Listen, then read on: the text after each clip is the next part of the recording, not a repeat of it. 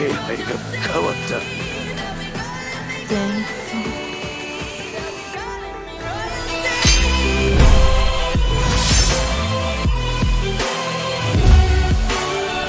奏。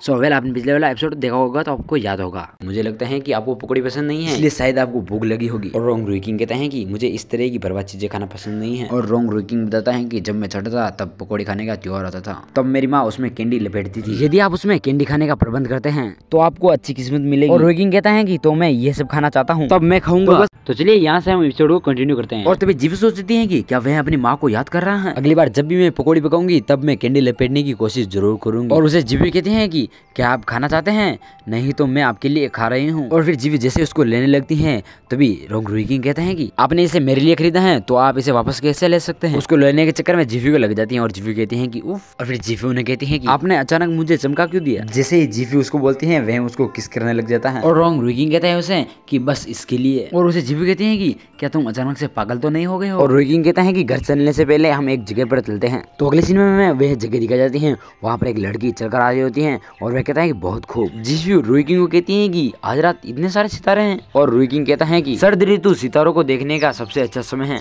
हवा में कम जल वाष्प और कम बादल होते हैं। और जीवी से कहती है कि क्या यहाँ कोई शूटिंग स्टार होगा, मतलब कोई सेलिब्रिटी। और रोंग रुइकिंग उसे कहता है कि जहाँ तक शूटिंग स्टार की बात है तो ये हमारी किस्मत पर निर्भर करेगा। अगर आप एक शूटिंग स्टार हैं तो आप क्या चाहेंगे। और जीवी कहती है कि विश इच्छा। तो अगले सीन में दिखा जाता है कि जीवी के कंधे के ऊपर रोंग रुइकिंग हाथ रखता है। तभी जीवी सोचती है कि मैं चाहता हूँ कि इससे पहले कि जीवी वापस जीवी में बदल जाए, मैं इस समय को रोंग रुइकिंग के साथ बिताना चाहती हूँ। तो अगले सीन में दिखा जाता है कि जीवी रोंग रुइकिंग को कहते हैं कि जब आप रात में किसी अजनबी जगह पर भागते हैं तो आपको ऐसा लगता है कि आपके पास नए सिरे से शुरुआत करने का मौका है। और फिर इसके बारे में रोंग रुइकिंग कुछ भी नहीं बोलता है। और फिर जीवी कहते हैं कि अंधेरे में आपको छिपाने के लिए किसी बाहरी ताकत की जरूरत नहीं है, आपके पास बस है, इसलिए आप गलत समझते हैं कि आप पहले जैसे नहीं है। लेकिन दिन के उजाले के बाद सब कुछ सही हो जाता है। और फिर रोंग रुइकिंग सोचता है कि वह ऐसी दुखद बातें क्यों कर रही है। और रोंग रुइकिंग उसे कहता है कि हो सकता है कि दिन के उजाले के बाद आप इसे बदल सके। और जीवी सोचती है कि क्या यह बदल सकता है। जीवी वापस जीवी की ओर मुड़ते हैं, लेकिन आप अभी भी ली यान के पति हैं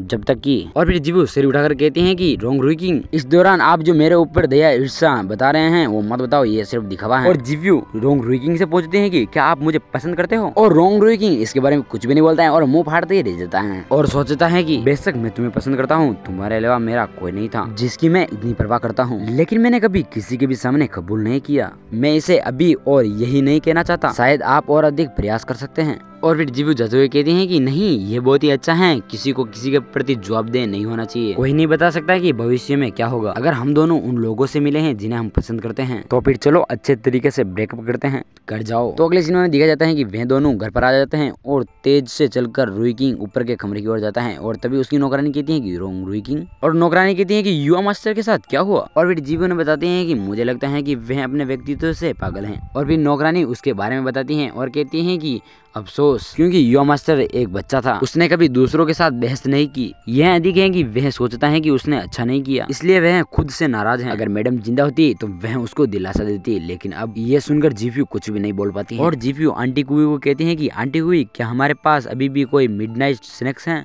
तो अगले सीन में दिखाया जाता है कि जीवी मिडनाइट स्नैक्स ऊपर के कमरे में लेकर आती हैं और वह टेबल के ऊपर उसको रखकर रोंग रुइकिंग के पास में जाती हैं और कहती हैं कि मैं तुम्हारे लिए सूप लेकर आई हूँ।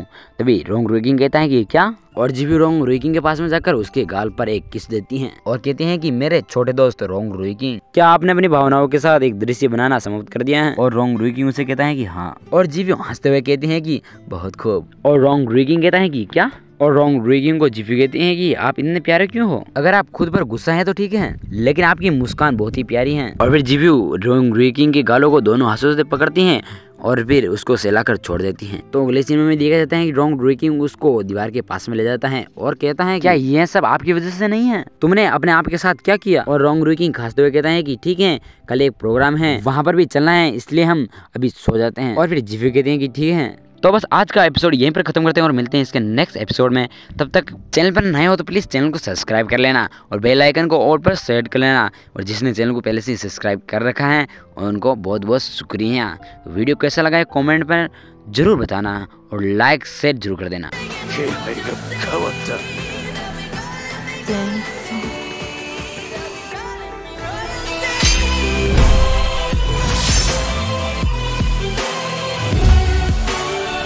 歴一戦